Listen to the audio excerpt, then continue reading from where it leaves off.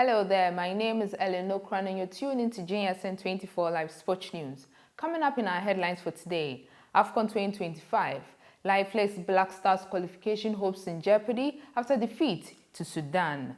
CAF 2025 AFCON qualifiers. I'm happy we've put smiles on Sudanese face, Kwesi Appiah.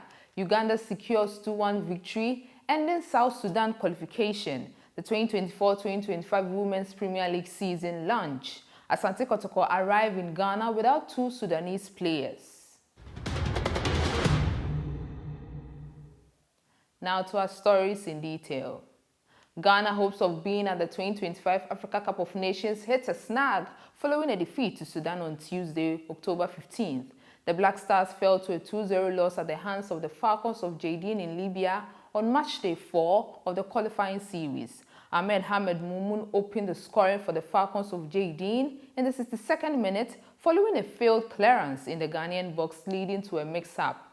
The forward followed up Gideon Mensah's clearance off the line to tap into an empty net, making it 1-0. 3 minutes later, the home side doubled their lead. This time, Mohamed Abdulrahman outmuscled Mohamed Salisu before hitting Lawrence Atizigi to make it 2-0. Inaki came close to making the deficit for Ghana, but the volley from Tariq Lamptey's cross went wide of the post. Despite the team's efforts in the dying embers of the game, Otoado's men were unable to score as the game ended 2-0. The defeat means Ghana would need other results going their way and hope they can win all of their games in the November international break when they play Niger and Angola. The Black Stars sits third in Group F with just 2 points from 4 games, drawing 2 and losing 2. Sudan head coach Kwesi Appiah expressed his joy at his team's ability to lift the spirits of the Sudanese people following their 2-0 victory over Ghana in the 2025 Africa Cup of Nations qualifiers.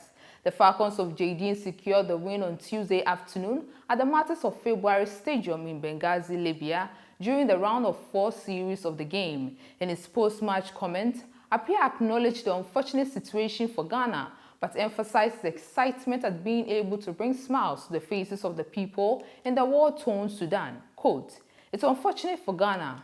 Ghana has a good team, but it's unfortunate that only one of us can go through," Appiah said. "I'm happy we've been able to put a smile on the Sudanese faces." Unquote. With this defeat, Ghana now sits in third in Group F, accumulating just 2 points from 4 games, and faces the prospect of missing out on AFCON qualification for the first time in 20 years. The Black Stars will return to action in November international break for their final 2 qualifying matches against Niger and Angola.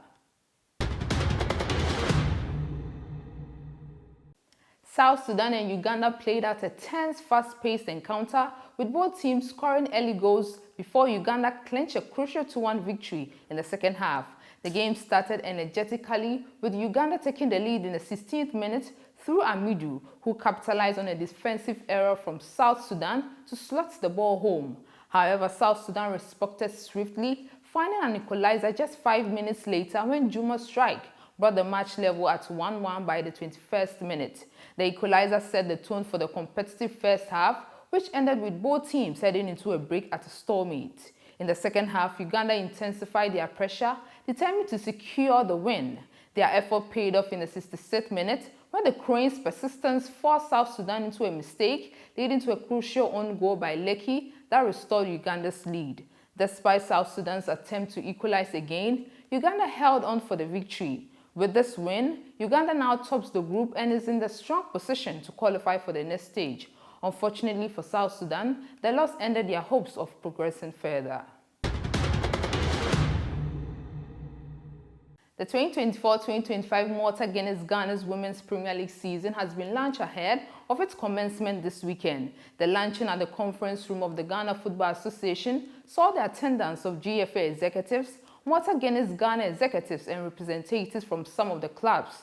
The league season is set to restart following Hasaka's ladies' success on the domestic scene last season. Speaking at the launch of the newly elected Executive Council member of the GFA, the president of Berry Ladies, Gifty Oware Mensah, expressed her excitement with the development of the women's game over the years. On the part of Malta Guinness, marketing manager Diana Sabia Dakon announced further cash prizes for individuals at the end of the season.